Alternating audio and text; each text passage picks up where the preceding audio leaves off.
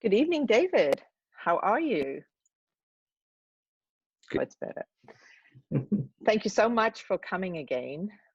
Today I have a bunch of questions that I would like to ask you. They're from people I know who are really interested, and after watching our video, they wanted to tap into your journey a little bit more. And yeah, so thank you so much for agreeing to be open to answer these questions. Absolutely. Last time was so much fun, so I'm really looking forward to this. Great. So the first question that comes is, what is a men's circle and what do you do there? Yeah. So a men's circle can mean it can be different things depending on what type of men's circle you go to. But the very simplest reduction of a men's circle is men gathering around in a circle and sharing what it is to be a man. And oftentimes it's done around a fire. These days we've been doing it more virtually just because of necessity around the pandemic. But the essential part is that each man has a chance to share and be heard. And we have certain rules around listening and not judging, not giving advice, not trying to fix the other man, not trying to make him wrong, but really just deeply listening and loving. And there are very, very few spaces in this world where men have that option to be heard without trying to be fixed or trying to be or being given advice to. And it is much different for a man to share with other men than it is to share with women. As I'm sure you know, women sharing together is different than sharing with a man. And so for us, it's deeply nourishing to be heard and seen by other men as we talk about some of the burdens we feel that are specific to being in a masculine body, the burden of financial responsibility, the burden of of what it's like to be with a woman or a feminine partner that sometimes we don't understand or feels very different. It's such a different energy for us. And so just to talk about those things, the struggles that we have, the burdens that we have, the pain that we have, because another part is men feel very afraid to share their pain, especially with women, because we are afraid to be seen as weak. We're afraid to be seen as we unconsciously or consciously, men are looked at as the providers. And we carry that on unconsciously, most of us. And we have this deep-seated belief that if we are not the providers, if we are not financially stable, emotionally stable, if we're not the rock that can carry and shoulder everything and protect the family, then we are worthless as a man, that we are not worthy of relationship. And I think there is also a very primal instinct when it came to tribal living, when you were not able to contribute to the tribe in some way, you might be excommunicated from the tribe. And so there's this feeling of like, if I'm not providing correctly, I might be excommunicated, which means death. Back when we were tribes and there was nothing to do, you can't really survive on your own in the woods.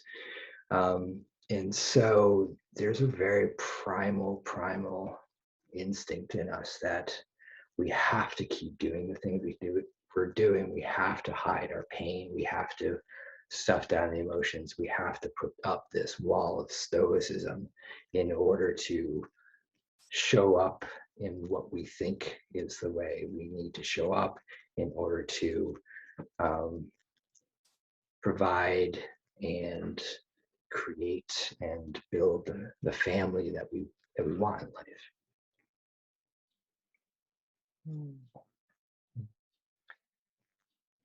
Thank you.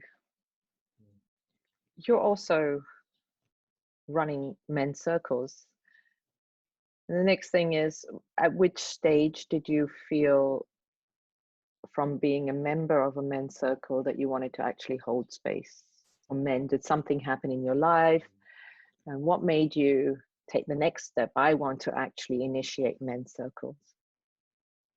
Yeah, it happened really quickly, actually. Since I started to walk this path of really listening to my truth and things that are coming through me and being guided by intuition, which has been several years now. I had been guided to a yoga teacher training, and through that I met somebody who introduced me to hypnotherapy, which opened me to doing therapy, and that introduced me to coaching.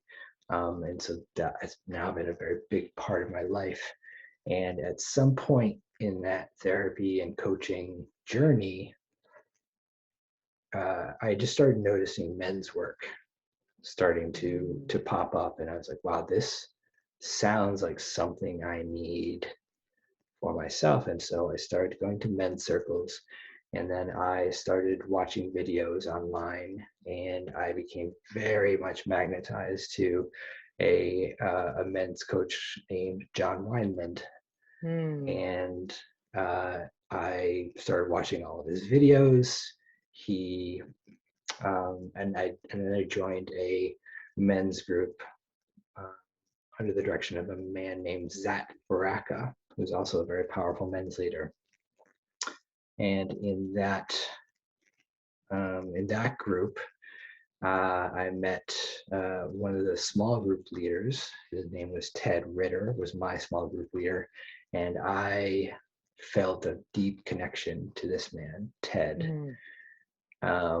He just held space in a very kind and compassionate but masculine way.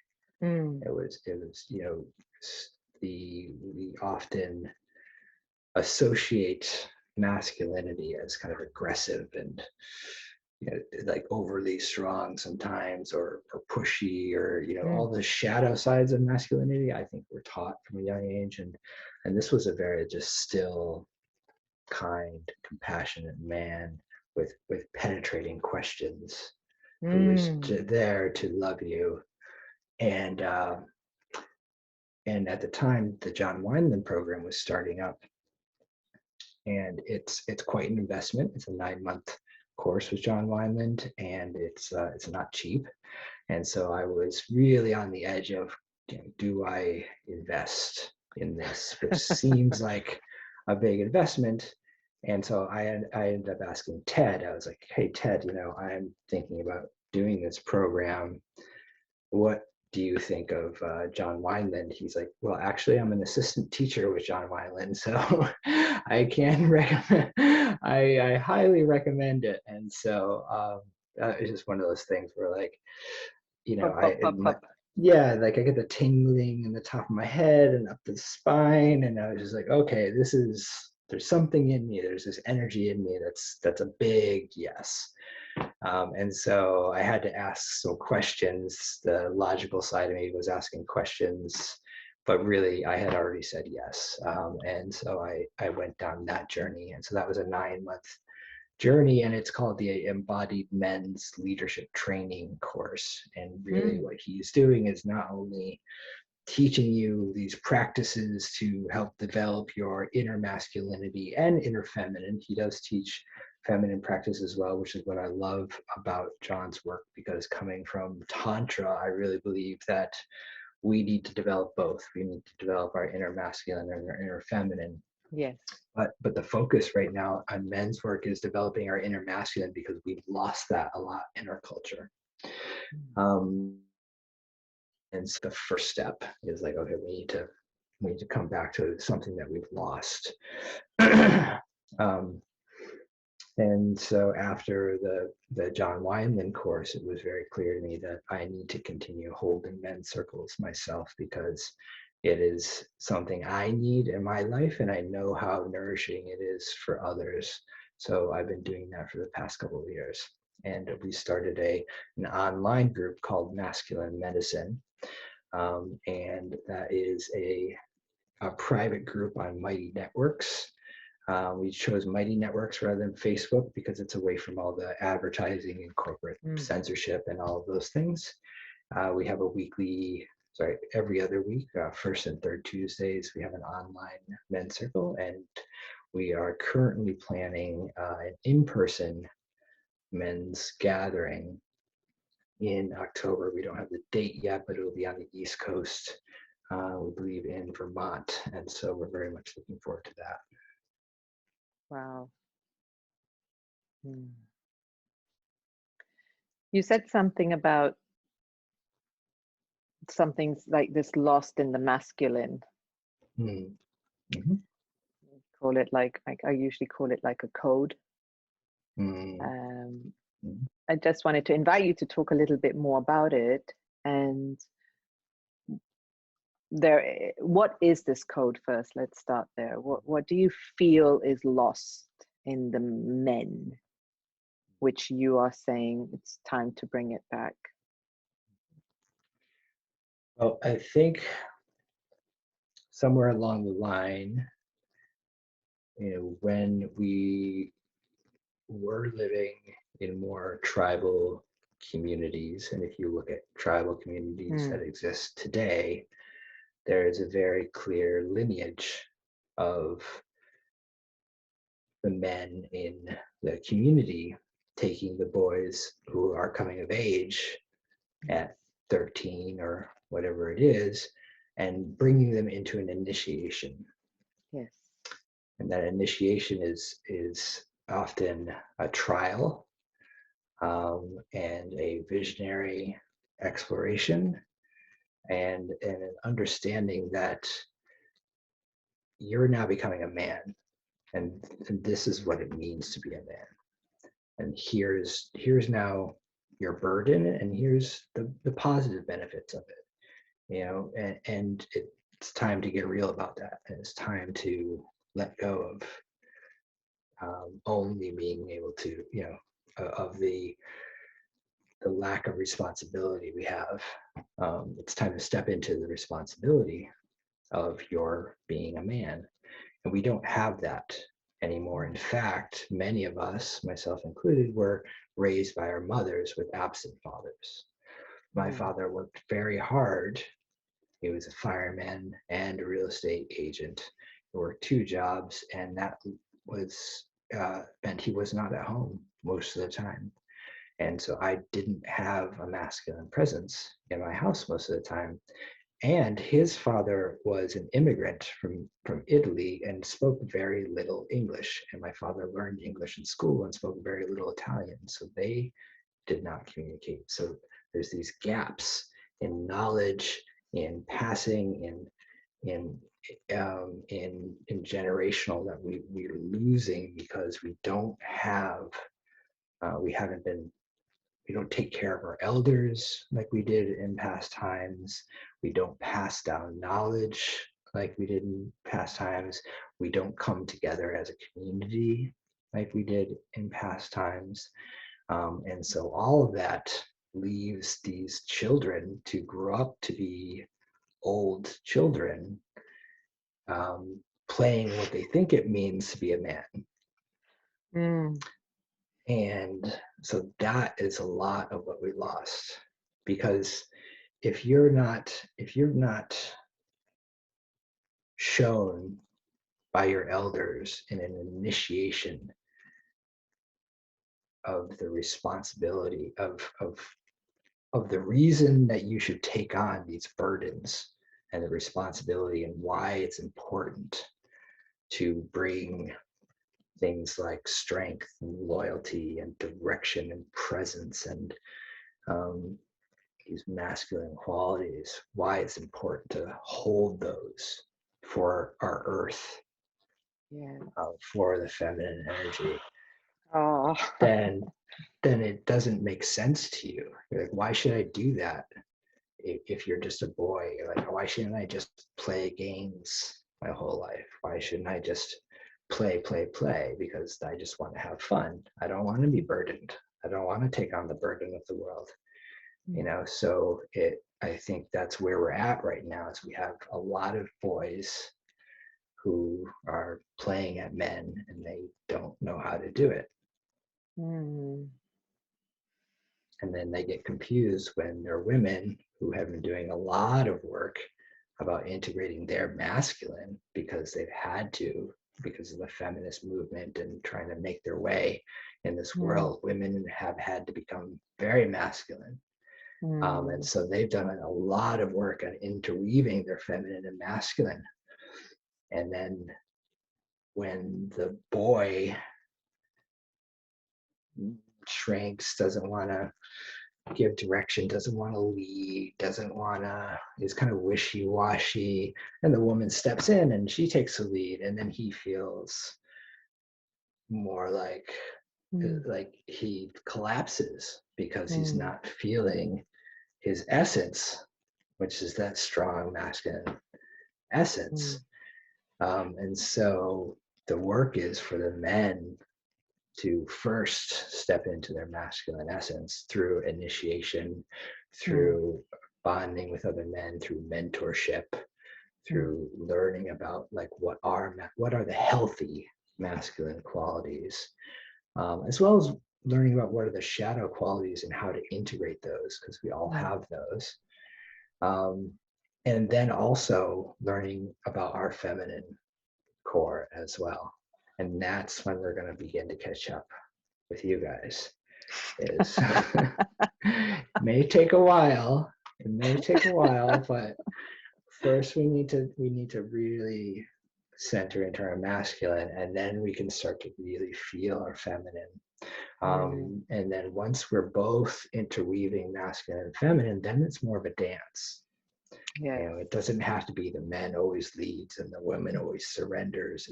It's more about being in the dance with somebody and being really conscious with conscious presence in the now, and feeling what serves in the energy.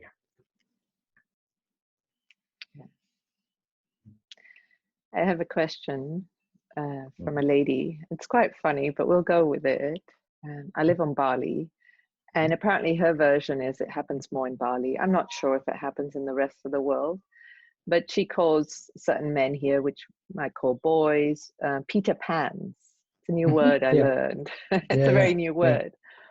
And then her version was what she wanted to ask. She said, it's almost like they have sticks and they're like spinning women on sticks. So they'll have like quite a few. And she's like, that's okay if each woman knows what's happened, but they kind of don't know. And then if one falls, he's like, oh, okay, broken. Let's carry on. So she's like, is that what one would call is okay from a man who is stepping into his honor and his truth and his full sense? She wanted to ask that without judgment, but if you are taking in your masculine or growing up to be a man, what do you think of that?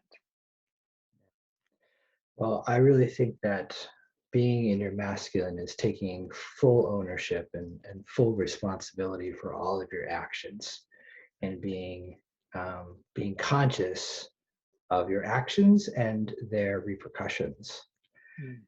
And so I personally identify as polyamorous, but I don't try and spin lots of plates at the same time, because I know I don't have the energy for that, and I know I don't have the ability to hold that many hearts. And I think as a man, there's a little bit of a shadow side to polyamory, where there is this idea of, I do what I want and you're responsible for your nervous system. And if I'm dating 15 women and that causes you a problem, well, that's something for you to look at, and that's not my really problem. And I with I think we all have traumas, we all have wounds, we all have different attachment styles. And I think it's up to us personally as the man to be more conscious of what is my partner's wounds, what is her trauma, what is her attachment style, how is this going to affect her? Um, and it doesn't mean that you're not dating somebody else if you both identify as non-monogamous, but it does mean that you have the conversations of what do you need from me when I go out on a date? You know, do you need cuddles from me? Do you need some reassurance? Would you rather not talk about it? Do you need me to do something beforehand? You know, and so I take that responsibility really, um, really strong. I feel it's really important to um, to be very conscious about each of my partners, that here's my situation, here are the women in my life, here is kind of what I see my availability and my energy, and then let them decide. And um, it can be a very complicated set of conversations. Polyamory is not for everyone for many reasons, and I think that is so. I think it can be done consciously, you know. Yes.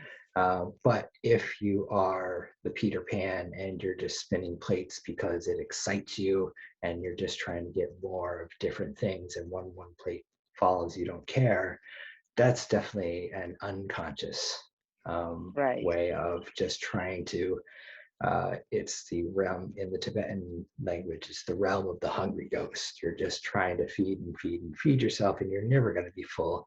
It doesn't matter how many plates you're spinning.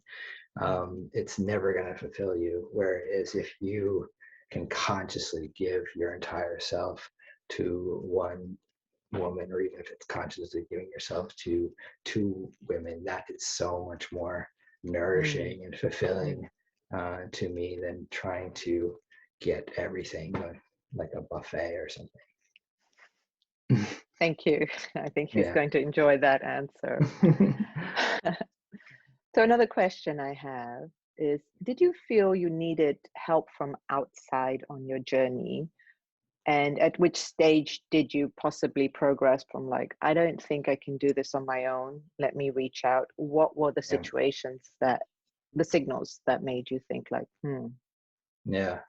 It was really this relationship that I've been in for the past 3 years. My beloved, who is, she is an incredible tantrika and holds a lot of wisdom and is really able to witness parts of herself and speak to them without letting them take over sometimes. You know what I mean? She'll be like, "Ooh, I feel like my rebel's here right now and I just want to run." And she'll give some space to that and time to that. Um, that was something I had a little bit of experience with, but I learned a lot from being in a relationship with her, and I also realized she's such a strong mirror that I could see a lot of these patterns that I had no idea how to unstick. I just wasn't getting to the bottom of them through my work. Like I was trying to do a lot of work on myself through meditation and self-hypnosis, and it just wasn't getting there. And eventually I was like, I need therapy. I need some help. And I need the men's work was also a necessity for me. And so I began a couple years ago, I began going to somatic experiencing therapy, which is tremendous. And then most recently, a few months ago, I started doing parts therapy, internal family systems therapy. And I do the both of them together now, and it is incredible. The knowledge I have of my triggers and the parts in me that want different things, is invaluable insight, and I'm so glad that I've kind of made that leap. And I really, in my men's group, I really try and normalize this, and I try and speak about it to the men I lead in a very nonchalant way, because it is such a stigma among men that to go to therapy is a Yeah. weakness, Yes. when in fact it gives you incredible strength. Incredible strength. It's being driven by unconscious patterns that's a weakness in my mind. And so to start to gain control over that and have conscious control over what you say and what you do or how you react in a situation is true power. So yeah, I'm a big believer in that. The other things I've noticed beyond therapy and men's group, something I've been very conscious of, things that I absolutely cannot do without in my life are time alone in nature. Like Mm. I get sick, like I get spiritually sick if I don't go out in nature, and just spend time in quiet without the phone off, and just breathing in the feminine energy of being in nature and listening to all the different sounds, like like forest bathing they call it, just sitting in there and letting it nourish yourself. um, and the other thing I need is psychedelics. So Mm. personally for me, my journey began with psychedelics, and in a way I did it, started when I was 16. And i I don't think it's necessary for everyone. um, and I would like to get to a point someday where I'm not relying on it, but it is medicine for me right now that I have to do it. I do it about once a season, so once every 3 months or so, and I do it very intentionally, where I create a ceremony and I speak my intentions into the medicine, and I have a lot of support, and I'm clearing the space, um, and I get so much out of it. It's dropping. It's a way to drop through the ego mind into the soul, and dance with what is there. So that's been a big revelation. Is that that's not a nice to have for me right now. It's a very integral part of my journey and my healing at this point. Mm-hmm. And just that we are clear, I mean, what is a psychedelic for you? Mm-hmm. We're talking about cocaine and heroin. Mm. Are Yeah, we talking about more I nature-based would stuff?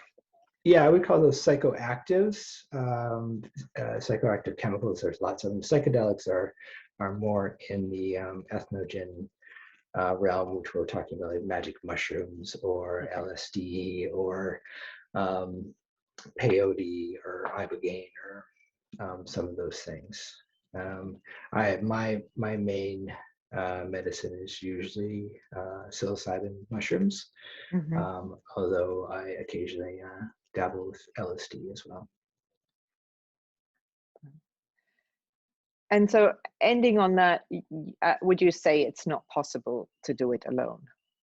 Just you. I mean, you're not going to say it's not possible for anybody, but you would say it's not possible to see it alone, to do this journey alone without help from outside because of To the do the blind work, spots. the Yeah, inner to do the work, work, to get, yeah, yeah, you can't. no, It's yeah. not possible unless you're born a guru. There's some people who are just avatars who come through, and I one of my Tibetan teachers, she's an American-born lama, and she there's stories of her when she was 11. She was basically giving dharmas when she was 11 years old. There's certain Mm, people like that, but even she had teachers, teachers and gurus. So it's impossible to do on here. There's too many blind spots. Our ego is there to trip us up along the way, at every step. One of my teachers used to say, ego smells a rat, which means that, like, as soon as we try it, because a lot of what we're trying to do is get around our ego and death, because our ego and our mind is very important tool for working in this material world of getting through the day by day, but it really keeps us steeped in patterns in a certain way of thinking, and it blocks us in, and it is constrictive and restrictive, and it fights against our healing, or actively fights against our healing, because we identify with it, and a lot of times we identify with our pain. And so we begin to think that our pain is our identity, and our ego associates that with itself. So when we start to try and heal our pain, our ego is like, fuck no, that's us. You can't kill us. And so, yes. So yeah, you need people to be a mirror, to give guidance, to I think everybody should be in therapy. I highly recommend somatic experiencing and internal family systems. Spiritual work is great, especially in a community of people who can give you reflections, people you trust. Men's circles and women's circles, especially ones where that you can have people who can give you some no bullshit talk sometimes, if you're open to that. In my circles, we say, you don't just give that, you ask for it. But if somebody asks for it, I've been in some circles where we're just like, okay, we're gonna sharpen each other's sword. So here's some no bullshit advice, and you give it to you, and you receive it in love, because this is a person who's not there to, he's not trying to get anything from you. There's no competition here. He's not fighting for your job. He's not, fighting for your wife or whatever it is. It's just a man who loves you and sees something about you. And sometimes it can hurt, but the reason it hurts is because it's true. And so we have to we're like, breathe out. Okay, okay, yeah, I see it. So yeah, it's absolutely necessary to have those mirrors, those reflections, those people who can guide you, and help to circumvent the ego and get to the healing. Yeah, my teacher used to also always say, if you become defensive, oh, that's not for me, there is truth in it. Because if you tell someone they've got blue hair and they haven't, they'd be like, oh, thanks. But they know they haven't got blue hair. Right. But, if you tell them a truth, they're like, that's not true. I mean, whenever you're having that reaction, you better go back and have a look. Time to look. Because, when you're around people who are also sharing it like that, you can actually laugh about it. And I find that when you're alone, you get into this whole thing. I have to defend it, and when we see we're all our shit smells, and we're all struggling with it, either internally alone, and there might be a reason, or out there. But that's, if we can take that lightly and say, well, that's journey, that's life, it would just make it so much more fun. And I found having professional people, they are a little bit ahead, and I could also work with things I was so ashamed of, and they're like, what do you do? That's normal. I was like, oh, I mean, all this time I was like, that's so bad. And my ego thought I'm the only one having this experience. And they're like, no, that's normal. Everybody has that. I was like, okay. And it just makes you realize it's all normal, right? A lot of men are experiencing things which many men experience. And a lot of women are experiencing things which many women experience. And as humans, we are experiencing things which all humans experience. Guilt, shame, anger, they're all part of us. It's so incredible how big something feels when we carry it for years and years and years. I recently decided to have a radically honest conversation with my parents, where I came out to them about that I use psychedelics, and that I told them every lie that I had told them since I was a child. And some of these I had been holding on to. They were so heavy, I couldn't, I crashed the car and pretended it was a stranger. And I was like, oh, they're gonna, I mean, that was such a horrible thing to do. And I'm holding on to this lie, thinking that they're also like, I can't believe Dave lied to us about that. And like thinking that there's this whole thing. And when I told them about it, they didn't even remember. They didn't even remember that happened. They're like, what car are you talking about? I was like, are you kidding me? It was the Oldsmobile. Don't you remember? I was like, no, I don't remember. I was like, what? I can't be, I've been holding on to this for so long. Yes, Yeah. yes. I just love the laughter that can come when we just share our truth, or yeah, it's just amazing. And most people are like, "Okay, you should have just told me," even if they're like, "And I mean, what? It's like I would just say the truth heals more than a lie hides you."